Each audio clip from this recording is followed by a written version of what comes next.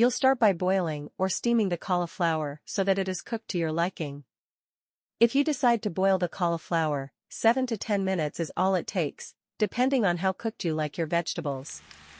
Cauliflower, I used one whole cauliflower head for this recipe. The size of the head doesn't really matter as long as we adjust the spice level accordingly. Spices, the choice of chili powder makes a big difference. If you don't prefer a spicy sabzi, go with red chili powder.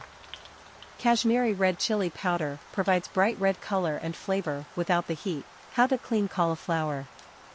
Before we start with the recipe, I want to mention a couple of small hacks we could use when we cook cauliflowers. A bowl is with hot water and cauliflower on the table. To clean cauliflower florets before cooking them, just place them in hot water with salt for 10 minutes. Spicy fried cauliflower. I love frying cauliflower.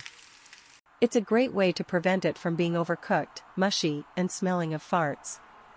The outside batter forms a seal around the floret that allows it to lightly steam inside. Heat the oil in a large deep-sided frying pan over a medium heat, around 160 degrees. In a large bowl, mix together both the flours, salt, curry powder, and chili powder until well combined. Slowly whisk in the water until you have a smooth batter. Working in batches, fry the cauliflower for 3 to 4 minutes, or until golden and cooked through. Remove with a slotted spoon, drain on kitchen paper and repeat with remaining cauliflower. Fry the curry leaves for 10 seconds, or until crisp.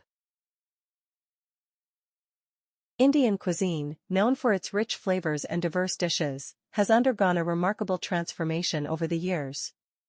This evolution has been shaped by various cultural, historical, and technological influences, leading to a culinary experience that is both rooted in tradition and open to innovation.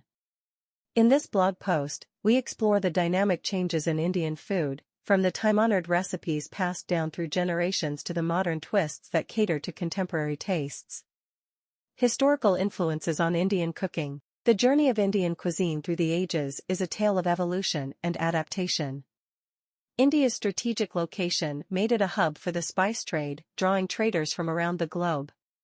This interaction brought new flavors and ingredients, such as chili peppers from the Americas, which are now integral to Indian cooking.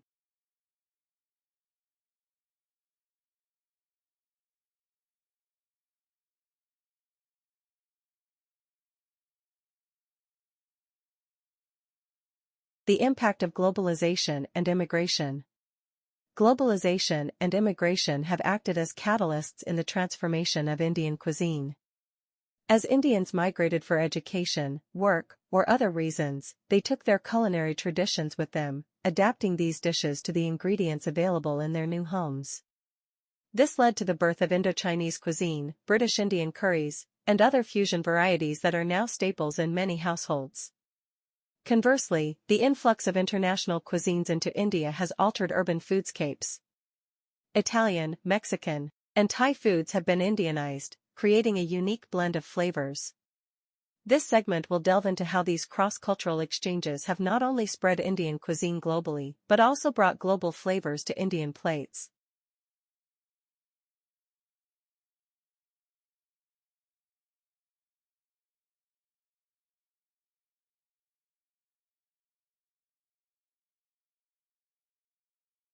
My life is interspersed with food stories.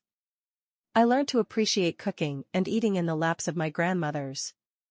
How one chopped, sliced, or julienned the vegetables affected how they tasted. The timing and sequence of adding the ingredients were equally essential. Cooking and eating food was akin to meditation. They needed love and attention.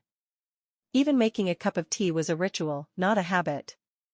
You added the basil leaves, cloves and cinnamon and let it simmer with the tea leaves for just the right amount of time, before adding a dash of milk and voila, you had nirvana in a cup. This love for food was mirrored in my adopted family. My husband, a more enthusiastic foodie than me, received this passion for exploring new flavors from his parents. I was promptly shown how to make a mean cup of filter coffee. My life has never been the same.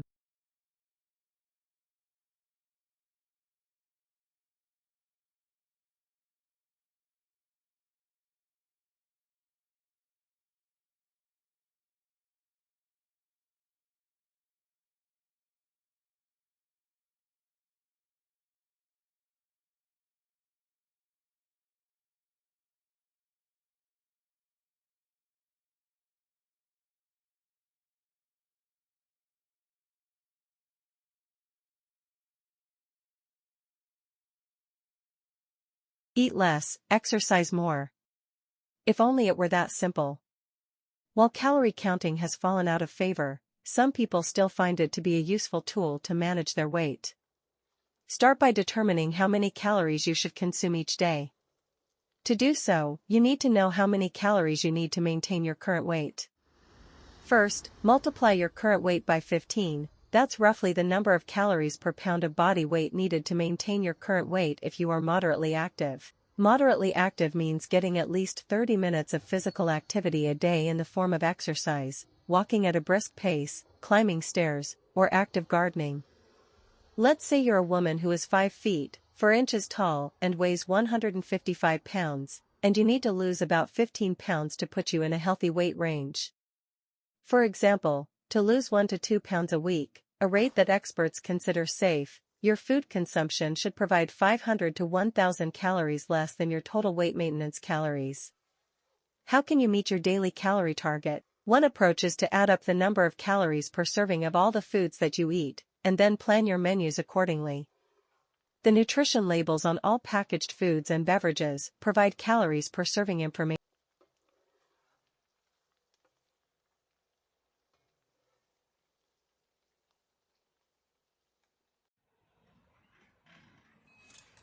What to eat, and when. What you choose for a meal or snack can make a difference in how much you eat or how soon you will desire to eat again. Including carbohydrate and protein sources at meals might help you to feel satisfied, both at the meal and after eating. Look for carbohydrate foods that are whole grain and/or contain whole grains and fiber. Choose foods such as whole grain breads and cereals, potatoes with skin, brown rice, whole grain pasta, pilaf made with bulgur and quinoa, fresh fruits, vegetables. Low-fat protein foods are not only heart-healthy, but are also easier to digest, and they won't leave you feeling weighed down like fried meats or high-fat choices such as spare ribs or salami. Choose items such as lean meat, skinless poultry, fish, tofu or textured vegetable protein, beans and lentils, low-fat dairy, yogurt, milk or cheese.